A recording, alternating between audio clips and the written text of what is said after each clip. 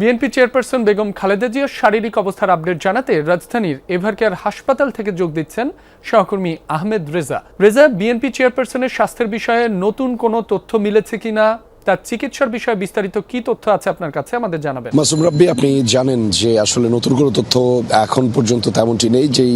বোর্ডের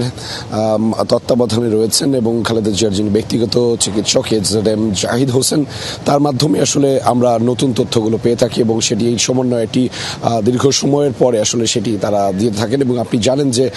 ইলেকট্রিভ ভেন্টিলেটর মেশিনের এখন এই মুহূর্তে রাখা হয়েছে খালেদা জিয়াকে, যেহেতু তার বেশ কয়েকটি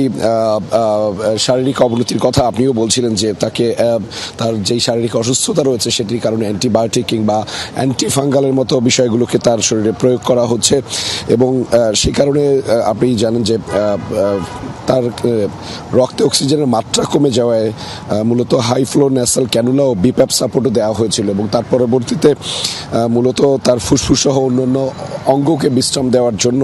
ইলেকট্রিক ভেন্টিলেটরে নিতে হয়। এবং গতকাল রাতে কিন্তু একটি বিষয় বলা হয়েছিল যে খালেদা জিয়ার অবনতি এর আগে যতটা স্থিতিশীল ছিল সেখান থেকে কিছুটা অবনতির দিকে গিয়েছে এবং সেটি নিয়ে কিন্তু ওনাকে উদ্বেগ জানিয়েছে এবং তাই সেখানে উদ্বেগ জানানোর পরে আসলে তার যে চিকিৎসা ব্যবস্থার তৎপরতা সেটি আসলে আরও বেড়েছে ক্রমান্বয়ে এবং সেখানে দেশি বিদেশি চিকিৎসকের সমন্বয়ে যে বোর্ড গঠন করা হয়েছে সেটির মাধ্যমে তারা আসলে খালেদা জিয়াকে নিবিড় পর্যবেক্ষণে রেখেছেন এবং তার যেই শারীরিক অবনতির কথা আপনি জানাচ্ছিলেন তার মধ্যে কিন্তু জ্বর না কমা এবং ইকোকার্ডিওগ্রামের অস্বাভাবিকতাও দেখা গিয়েছিল বলে আমরা জানতে পেরেছিলাম। ফলে এখন পর্যন্ত সবশেষ তথ্য বলতে যেটি রয়েছে সেটি এখন পর্যন্ত হালনাগাদ তথ্য নয়, সবগুলোই হচ্ছে গতকাল রাত থেকে যেই তথ্যগুলো ছিল অপরিবর্তিত অবস্থা, অর্থাৎ খালেদা জিয়ার যে